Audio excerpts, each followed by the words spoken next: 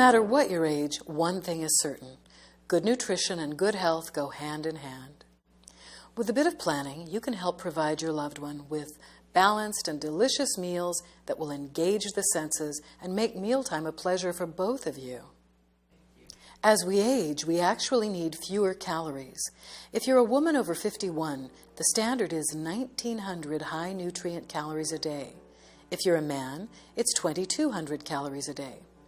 Generally, when planning meals, there are 3 important things to consider: your loved one's tastes, the medications he or she is taking, and any allergic reactions your loved one has.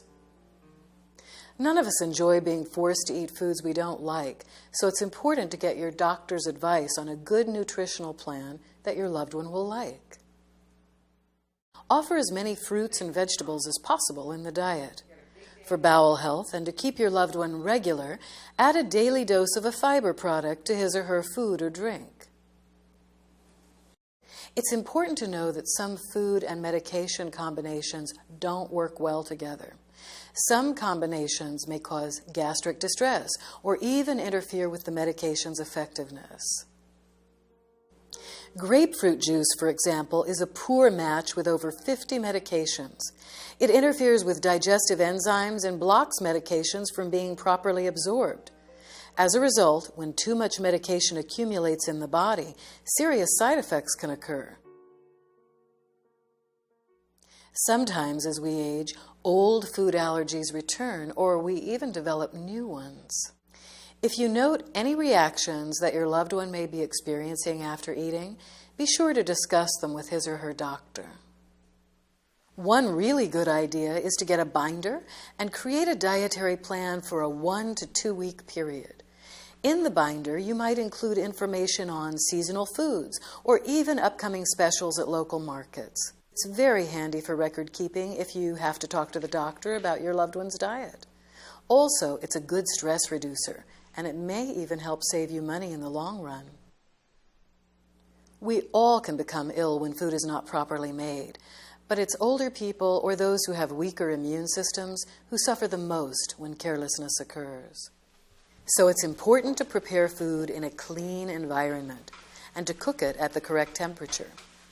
Too much salt or sugar is not good for your loved one, so check food labels for these ingredients. Also, taking the salt shaker and sugar bowl off the table is a good idea. If it's out of sight, it will probably also be out of mind. There you go. That was good. Since our taste buds change as we age, your loved one may tend to accept blander foods, but you can still create interesting meals by adding simple herbs, spices, garlic, or seasonings like Mrs. Dash.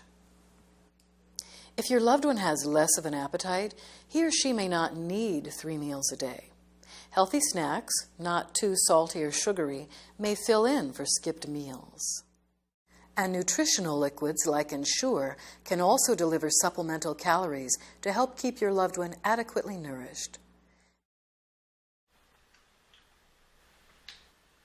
I'm not hungry. I know, Jimmy, but you gotta eat. Okay? Patience and a nice presentation can go a long way in encouraging your loved one to eat. That's such a nice Cups, plates, and utensils should be easy for your loved one to use. And stay away from busy dinnerware patterns that may confuse or make the food harder to see. Studies show that people with Alzheimer's will eat almost 25% more food if it stands out in higher contrast to the plate on which it's served.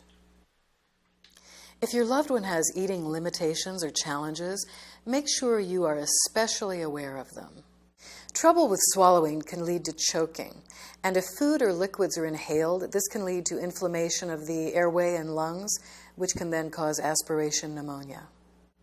Also, be sure to address swallowing or choking problems due to dental issues or poorly fitting dentures. For those prone to choking, don't offer hard-to-chew foods like nuts or popcorn. These can easily get lodged in the windpipe. A liquid thickening product like Thicket can make it easier for your loved one to swallow soups and drinks with less risk. And if your loved one can only eat soft foods, a good blender or food processor will give most foods the desired consistency. There are a number of useful items made for those who need extra assistance for dining independently. First is a clothing protector, sometimes called a bib, but I don't really like that term since your loved one should be treated like a dignified adult and not a child. Many types of these are available through sellers of assistive devices, or if you're handy with a sewing machine, you can easily create one yourself. Special drinking cups and no-spill mugs have easy-to-grip handles and are sometimes weighted at the bottom. Bending straws in covered cups make sipping more manageable too. Eating utensils in large or special curved designs help the user to grip more firmly. This is especially useful for those with tremor conditions like Parkinson's. And also very useful, non-skid dinnerware that holds a plate or a bowl firmly with a suction base. You having trouble with that? Yeah. Okay, let me give you a hand. If your loved one needs to be hand-fed, make sure the food is not too hot or cold. Cut the food into bite-sized pieces and tell your loved one what you're offering on the fork or spoon. Sips of water between bites are also a good idea. Sometimes you may have to prompt your loved one to open his or her mouth. If he or she rejects food or spits it out, take the meal away and try again in a little while.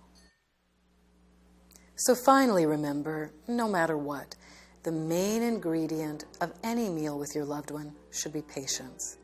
Add a dash of planning and your doctor's input, and meals will not only be beautifully served, but so will your loved one's health and happiness.